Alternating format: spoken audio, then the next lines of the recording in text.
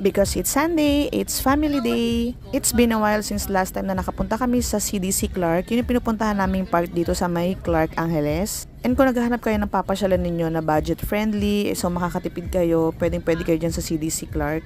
Usually Friday night and then during weekends, marami talagang tao doon. Usually pag nagja-jogging kami, doon talaga kami pupunta sa may Clark, Pampanga. Aside from the weather, kasi malamig talaga yung area na yon. So in short, maganda talaga siyang place pang bonding with families and friends. So from sa area namin, siguro 30 to 40 minutes lang yung travel time basta wala siyang traffic. So andito na kami sa may Clark. In a few minutes yan, darating na tayo sa CDC Clark Parade Grounds. Yung iba dito nagpipitch ng tent and then nagdadala sila ng food, pero kung hindi naman, meron naman yung kainan dyan. Ayan, yung parang food park nila dito. Pwede kayong bumili ng food doon, mura dyan guys. And yan, papunta na kami doon naghanap na kami ng place kung saan kami magpipitch ng tent. As you can see, may mga nagtitent talaga dyan. So since yung bandang gitna niya, marami ng tao. So dito kami sa bandang